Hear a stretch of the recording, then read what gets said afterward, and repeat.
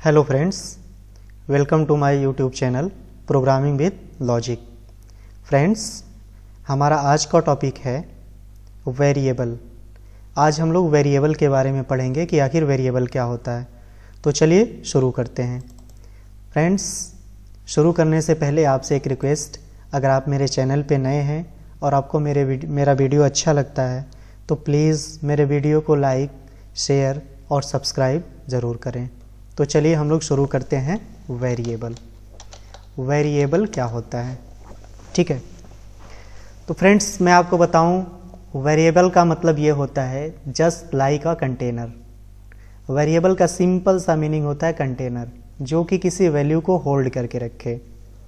जिस तरह से आप अपने घर में बाल्टी होता है, बाल्टी में पानी रखते हैं, अपने बैग में किताब कापी रखते हैं, कहीं किसी घर में कोई चीज़ रखा जाता है, बॉटल में पानी रखा जाता है, टिफ़िन में खाना रखा जाता है। Just like a variable, variable भी वही होता है। वेरिएबल में कोई ना कोई वैल्यू रखी जाती है, ठीक है। तो चलिए हम लोग देखते हैं वेरिएबल को डिक्लेयर। ये तो हो गया वेरिएबल का डिफिनीसन। अब हम लोग समझते हैं कि वेरिएबल को किस तरह से डिक्लेयर करेंगे। जैसे अगर हम ये इस तरह से कुछ लिखते हैं तो ये हमारे लिए क्या हो गया, वेरिएबल। तो सबसे पहले हम लोग एक काम करते हैं कि हम इस फाइल को सेव करते हैं।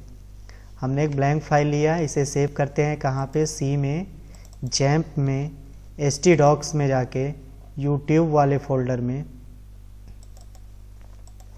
variable.php के नाम से, ठीक है। हम लोगों ने इसे सेव कर दिया variable.php के नाम से। अब देखिए फ्रेंड्स, वेरिएबल को डिक्लेयर करने का कुछ रूल और रेगुलेशंस होते हैं। तो जिसमें पहला आपका रूल है, बस ऐसे लिख देते हैं आपको समझने के लिए। जो आपका पहला रूल है वो होता है कि a variable must start with a dollar sign. आपका PHP में जो भी वेरिएबल होगा वो हमेशा सिर्फ और सिर्फ डॉलर के साइन से स्टार्ट होगा। ये आपका डॉलर हो गया। कभी भी अगर आप अपने PHP के स्क्रिप्ट में, प्रोग्रामिंग में अगर आपको वेरिएबल डिक्लेयर करना है तो हमेशा आपको डॉलर का यूज़ करना पड़ेगा। और डॉलर के बाद से आप यहाँ पे कोई नंबर ले सकते हैं, लेटर ले सकते हैं। इसके आगे भी अभी कुछ रूल रेगुलेशन है। दूसरा हम लोग रूल देखते हैं क्या होता है। पहला क्या हो गया कि हमें कभी भी डॉलर के साथ ही वेरिएबल को डिक्लेयर करना है। दूसरा ये हो गया, ये सिर्फ और सिर्फ कैरेक्टर या फिर अंडरस्कोर, कैरेक्टर या फिर अंडरस्कोर ही यूज कर सकते हैं आप कहाँ पे, वेरिएबल को डिक्लेयर करने के लिए, ठीक है। Character means A to Z, ठीक है, या फिर 0 to 9, या फिर आप अंडरस्कोर का भी यूज कर सकते हैं। बस आप सिर्फ और सिर्फ इतनी चीज़ों का यूज करके किसी भी वेरिएबल को डिक्लेयर कर सकते हैं, ठीक है। ये आपका कैरेक्टर हो गया, ये भी कैरेक्टर हो गया और ये अंडरस्कोर हो गया। तीसरा देखते हैं, तीसरा रूल क्या है। तीसरा रूल ये कहता है, आप कोई भी वेरिएबल डिक्लेयर कर लें, उसकी स्टार्टिंग हमेशा या तो किसी कैरेक्टर से होगी, या तो किसी लेटर से होगी, या फिर किसी अंडरस्कोर से होगी, ठीक है। आपका जो वेरिएबल बनेगा वो या तो स्टार्टिंग उसका है, या तो लेटर होगा उसके स्टार्टिंग में, नहीं तो उसके स्टार्टिंग में अंडरस्कोर होगा।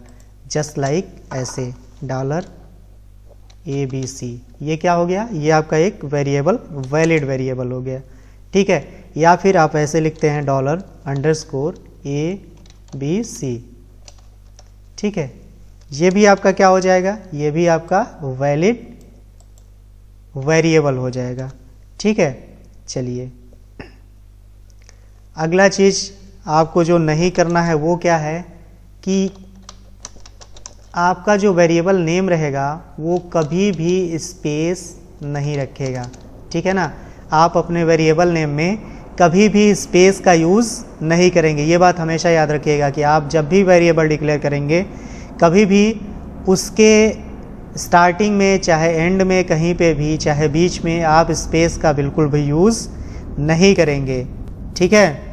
एक चीज़ आप अपने और माइंड में रख लीजिए कि कभी भी पांचवा ये क्या है, पांचवा रूल समझ लीजिए कि नेवर यूज स्पेशल सिंबल। ठीक है,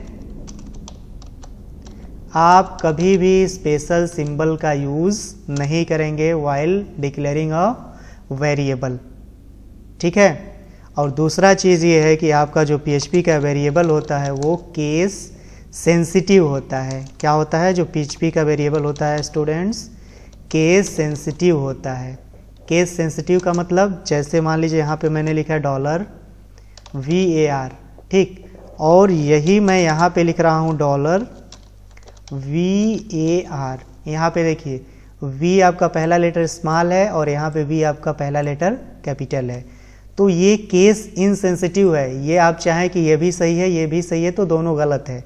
अगर स्मॉल var है तो आपको स्मॉल var ही कहीं पे भी यूज़ करना पड़ेगा। ठीक है ना, आपका जो वेरिएबल ये होता है ये केस सेंसिटिव होता है। ठीक है, चलिए जैसे कि ये अलग चीज़ हो गया $var और ये $var, ये दोनों अलग अलग चीज़ें हो गई। ठीक है ना, चलिए अब हम लोग थोड़ा सा एग्जाम्पल को, अब इस पर थोड़ा सा एग्जाम्पल समझते हैं।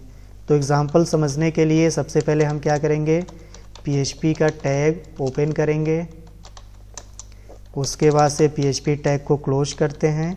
चलिए हम लोग लेते हैं $, ठीक, डॉलर के साथ समझ लीजिए ले लिए a इक्वल टू मान लीजिए यहाँ पे ले लिया 10। ठीक है, एक और हम लोग लेते हैं $, के साथ ले लेते हैं x और इसकी वैल्यू हम दे देते हैं 2.5, और फिर एक और हम ले लेते हैं स्ट्रिंग कोई ले लेते हैं जिसको शॉर्ट फॉर्म में str लिखते हैं, और यहाँ पे हम ले लेते हैं प्रोग्रामिंग विथ लॉजिक। ठीक, चलिए अब हम लोग क्या करते हैं, तीनों को प्रिंट कराते हैं। ठीक है, तीनों को प्रिंट कराने के लिए क्या करेंगे, इको, पहला हमारा क्या है, इंटीजर है, तो क्या हो जाएगा इंटीजर इज, और हम यहाँ पे क्या कर देते हैं $a। ठीक है, यहाँ पे हम लोग ब्रेक टैग लगा देते हैं। ब्रेक टैग का यूज क्यों करते हैं, लाइन को ब्रेक करने के लिए। ठीक है, ये हमने यहाँ पे ब्रेक टैग का यूज कर दिया। इसे हम लोग सिंपल सा कॉपी करते हैं और इसी एक लाइन को 3 बार पेस्ट कर देते हैं। ठीक है, पहला आपका इंटीजर है, दूसरा आपकी वैल्यू क्या है, दूसरी वैल्यू आपकी फ्लोट है। फ्लोट में आपका दूसरा वैल्यू हमने क्या लिखा हुआ है, x, और तीसरी वैल्यू आपकी क्या है, स्ट्रिंग। स्ट्रिंग में हमने क्या लिखा हुआ है, क्या वेरिएबल लिया हुआ है, str। देखिए ये कुछ रूल रेगुलेशन थे PHP के कि कभी भी आप वेरिएबल डिक्लेयर करेंगे तो हमेशा $, के साइन से यूज करेंगे। आप हमेशा कैरेक्टर या फिर अंडरस्कोर का यूज करके वेरिएबल को डिक्लेयर कर सकते हैं। ठीक है, लेटर या अंडरस्कोर का यूज करके इस तरह से वेरिएबल को डिक्लेयर कर सकते हैं। आपके वेरिएबल में कोई भी स्पेस नहीं होना चाहिए, स्पेशल सिंबल नहीं होना चाहिए, और दूसरी चीज़ ये कि हमारा PHP जो होता है ये केस सेंसिटिव होता है।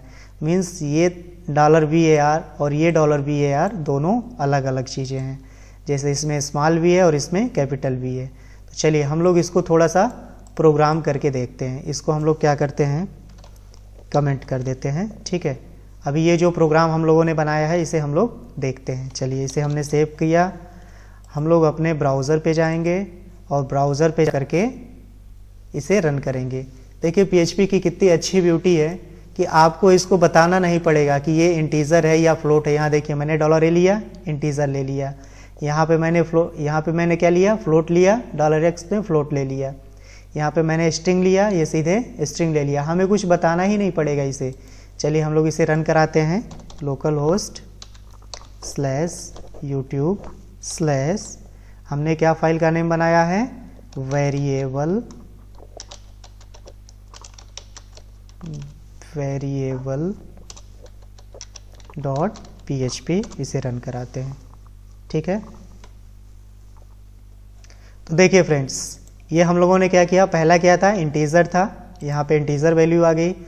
दूसरा क्या था, फ्लोट था, देखिए ये फ्लोट था, फ्लोट वैल्यू यहाँ पे आ गई। और तीसरा स्ट्रिंग था तो यहाँ पे स्ट्रिंग वैल्यू आ गई।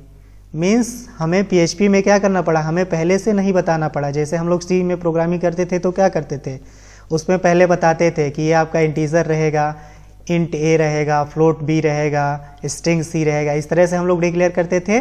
लेकिन हमारा प्रोग्रामिंग क्या होता, ये PHP क्या है, PHP जो हमारा होता है ये एक लूजली टाइप्ड लैंग्वेज होता है।